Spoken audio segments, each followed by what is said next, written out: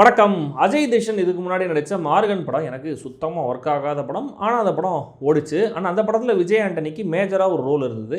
இந்த பூக்கியோடைய ட்ரெய்லரில் விஜய் ஆண்டனி ப்ரெசன்ஸை டீஸ் பண்ணியிருந்தாங்க.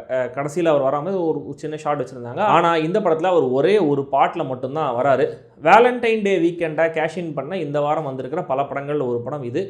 பூக்கி அப்படிங்கிற அந்த டேர்ம் வந்து ஜென்சி டேர்முங்கிற மாதிரி சிலர் நினச்சிட்டு இருக்கலாம். ஆனால் இல்லை, பல 100 வருஷங்களாக இந்த டேர்ம் இருக்குது. அதை ரொமான்டிக் கான்டெக்ட்ஸில் யூஸ் பண்ணது கூட 1960s ஆரம்பிச்சிட்டாங்க. ஒரு சிம்பிள் கூகுள் சர்ச் இந்த ஃபேக்டை எடுத்து சொல்லியிருக்கோம்.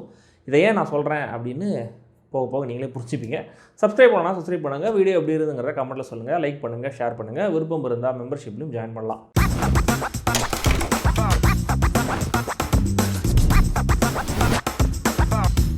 பூக்கி, கைலாஷ், ஆழி ஒரு கப்பல். இவங்க காரில் வந்துகிட்டு இருக்கும்போது சண்டைக்கு நடுவில் தான் கதையே ஆரம்பமாகுது. சண்டை தீவிரமாகி 2 பேரும் ஒருத்தர் நடு ரோட்லேயே அரைஞ்சு பிரேக்கப் பண்ணிடுறாங்க.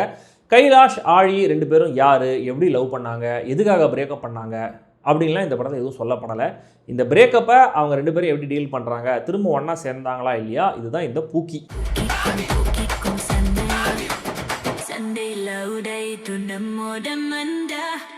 குடும்பங்கள் கொண்டாடும் வெற்றின்னு ஃபேமிலி ஆடியன்ஸ் தலையில் பல படங்களை கட்டுற மாதிரி இப்போ புதுசாக இந்த ஜென்சி படங்கள் தமிழில் எடுக்க ஆரம்பிச்சிருக்காங்கன்னு நினைக்கிறேன். நிஜமாவே ஜென்சி இதெல்லாம் பார்த்து ரசிக்கிறாங்களா, இல்லைனா இந்த ஆடியன்ஸ் கேட்பாங்க சார் அப்படின்னு காலங்காலமாக இவங்களே அசியூம் பண்ணி ஒன்று பண்ணிகிட்டு இருக்காங்களே, அதே மாதிரி தான் இதுவும் இவால்வ் ஆயிருக்கா அப்படிங்கிறத எனக்கு சொல்ல தெரியல.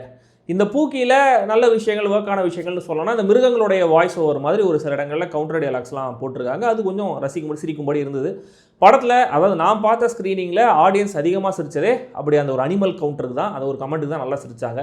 தென் ஹீரோயின் ஒரு ஆசிரமத்தில் போய் ஜாயின் பண்ணுவாங்க. அங்கே அஸ்வின் ராம் கேரக்டரை மீட் பண்ணுவாங்க. அந்த கேரக்டர் பேசுகிற சில ரேஷனலான வசனங்கள் கொஞ்சம் நல்லா இருந்தது. இயக்குனர் சிம்புவோடைய ஒரு பெரிய ரசிகர் போல் படம் முழுக்க சிம்புவோடைய இந்த press meet, audio launch meet பேச்சுகளை எல்லாம் கம்பைல் பண்ணி அதை வச்சு ஒரு ரன்னிங் கமெண்ட்ரி மாதிரி ட்ரை பண்ணியிருக்காரு. சில ஒரு நல்ல ஐடியா அது. அதில் சிலது பக்காவான சிங்கில் ரசிக்க முடியும் இருந்தது. இந்த ஜிம்முக்கு போகிறதும் சண்டைக்கு போகிறதும் ஒன்றும் இல்லை அப்படின்னு சொல்கிற அந்த கோச் கேரக்டரும் நல்லா இருந்தார். இப்படி கஷ்டப்பட்டு தேடி பிடிச்சி பாசிட்டிவ்ஸை சொல்லி முடித்தா அடுத்த பேஜ் ஃபுல்லாக இந்த படத்தில் எனக்கு ஒர்க் ஆகாத விஷயங்கள் தான் நிறைய இருக்குது. இதில் ஆதாரமான பிரச்சனை என்னென்னா, படம் முழுக்க ஆல்மோஸ்ட் எல்லா சீன்ஸ்லேயுமே ஹீரோவும் ஹீரோயின் இருந்தாலும் 2 பேரோடைய கேரக்டரைசேஷன் ஸ்ட்ராங்காக சொல்லப்படவே இல்லை. 2 பேரும் யார், எதுக்காக லவ் பண்ணீங்க, எதுக்காக சண்டை போட்டு பிரேக்கப் பண்ணுறீங்கன்னு ஏதாவது ஒரு கேரக்டர் வந்து கேள்வி கேட்கணும்னு நினச்சேன். ஆனால் பாருங்கள், ஃபார் சம் ஸ்ட்ரேஞ்ச் ரீசன்ஸ் அதெல்லாம் சொல்ல வேணாம் அப்படின்னு இயக்கணும் ரைட்டரும் நினச்சிருக்காங்க. பிரச்சனை என்னன்னே புரியாமல் அது சரியாகணும், 2 பேரும் ஒன்றா சேரணும்னு எப்படி நினைக்க முடியும்? 2 பேருமே பிரேக்கப்லேருந்து வெளியே வர என்னென்னமோ பண்ணுற மாதிரி காட்டுறாங்க. ஊரில் யார் என்ன சொன்னாலும் ட்ரை பண்ணுறாங்க. இதுலேயே இவங்க 2 பேரும் படு வீக்கான பர்சனாலிட்டிஸாக தான் தெரியுறாங்க. லவ் டுடே படத்தில் வர மாதிரி அதை இமிடேட் பண்ணி ஹீரோ சோஷியல் மீடியாவில் ப்ரௌஸ் பண்ணுற மாதிரி ஒரு சீன் வச்சுருக்காங்க. ஆனால் அது எல்லாமே இந்த டேர்ம் ட்ராப்பிங் சீக்வன்ஸாக மட்டுமே இருக்கே தவிர சிரிப்பு வரல. இன்ஃபேக்ட் இந்த படமே பல லெவலில் லவ் டுடேயோட இமிடேஷனாக தான் இருக்குது. லவ் டுடேல இவங்க எப்படி லவ் பண்ண ஆரம்பித்தாங்க நம்மளுக்கு கேள்வி வரல. ஸோ இந்த படத்துலேயும் வராதுன்னு நினச்சிருக்கலாம். ஆனால் அந்த படத்தில் இருந்த ஹியூமரோ, கேரக்டர் ரைட்டிங்கோ, டீட்டெயிலிங்கோ, எமோஷனோ இந்த பூக்கியில் இம்மி அளவும் இல்லை. லவ் டுடே படத்தை பிடிக்கலன்னு சொல்கிறவங்க கூட ஏன் பிடிக்கல அப்படின்னு தீவிரமாக டென்ஷன் ஆகி சொல்ல அந்த படத்தில் சில பாயிண்ட்ஸ் இருந்துச்சு. சில காலேஜ் பசங்க கிட்ட டிஸ்கஸ் பண்ணிவிட்டு ஐடி மாதிரி சில ஃபீல்டில் ஒர்க் பண்ணுற இந்த நியூ ஜென்ரேஷன் இளைஞர்கள் சிலருடைய லைஃப்பை பார்த்துட்டு அந்த ஜென்ரேஷனில் என்ன மாதிரி வார்த்தைகள்லாம் யூஸ் பண்ணுறாங்களோ எல்லாத்தையும் கலந்து கட்டி ஒரு ஸ்கிரிப்ட் ரெடி பண்ணால் மட்டுமே அது இந்த கால இளைஞர்களுக்கான ஸ்கிரிப்டாக மாறிடாதுங்கிறத அதே இந்த கால புது இயக்குனர்கள் புரிஞ்சுக்கிட்டால் ரொம்ப நல்லாயிருக்கும். I know kung fu, karate, boxing and 46 other dangerous words அப்படின்னு சொல்கிற மாதிரி தான் இருக்குதுவும்.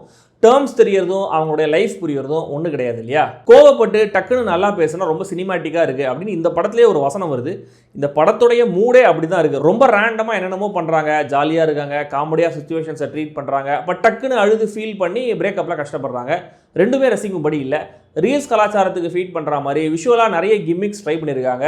ரீல்ஸ் மாதிரியே காட்சிகளும் ஒன்னோட ஒன்று கொஹரன்ஸ் இல்லாமையே தான் நகருது. டுவர்ட்ஸ் த எண்ட் கொஞ்சம் எமோஷனலாக ஊசி ஏற்றுவோம் அப்படின்னு அப்பா கேரக்டரை வச்சு சென்டிமெண்ட் கொண்டு வராங்க. ஆனால் இதில் என்ன பிரச்சனைனா, அந்த சீன் வரைக்குமே அப்பா கேரக்டருக்கான ஒரு இம்பார்ட்டன்ஸே இந்த கதையில் கிடையாது. அப்பா கேரக்டர் நம்ம கண்ணிலே சரியாக காட்டல. பாண்டியராஜன் நடிச்சிருக்காரு, அவர் நடிச்சிருக்காரு நமக்கு ரெஜிஸ்டர் ஆயிருக்கு முதல்ல, அவ்வளோதான். ரொம்ப நேரமாக அவர் காண நான் தேடிட்டு இருந்தேன். அவர் யார் என்ன நம்மளுக்கு ஒழுங்காக சொல்லப்படவே இல்லை. பேக்ரவுண்டில் ஜூனியர் ஆர்டிஸ்ட் மாதிரி இருந்தவரை டக்குன்னு உள்ளே கூப்பிட்டு வந்து பாருங்கள், இதுதான் என்னை கஷ்டப்பட்டு வளர்த்தப்பா, இப்போ ஃபீல் பண்ணுங்கள் பார்க்கலாம் அப்படின்னு கேட்குற மாதிரி இருந்துச்சு. லக்ஷ்மி மஞ்சு கேரக்டர்லாம் இடத்த நிரப்புற வேலையாக மட்டுமே இருந்தாங்க. அந்த சில ரேஷனல் டைலாக்ஸை தவிர ஓவராலாகவே படத்துடைய வசனங்களும் அது சொல்லப்பட்ட விதமும் பெட்டராக இருந்திருக்கலாம். சினிமாட்டோகிராஃபி நீட்டாக இருக்குது. ஆனால் நான் இது வரைக்கும் சொன்ன ட்ராபேக்ஸுக்கெல்லாம் சரியாக அந்த டாப்னு சொல்கிற மாதிரி விஜய் ஆண்டனி ஒரு சம்பவம் பண்ணியிருக்காரு பாருங்க.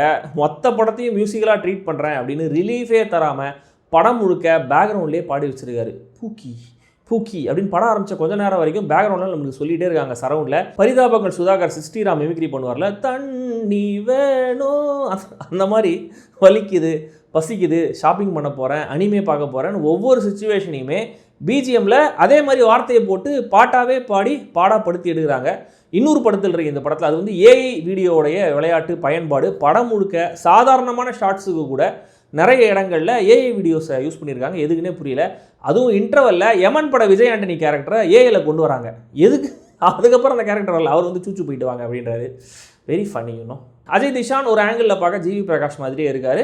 நடிப்பும் அப்படியே. ஹீரோயின் தனுஷாவும் அதே லெவல் ஆவரேஜ் நடிப்பே தந்திருந்தாலுமே கூட ஹெவியான ஒரு கேரக்டரை கேரி பண்ண கஷ்டப்படுறாங்க. ரொம்ப சின்ன பொண்ணாக இருக்காங்க அவங்க.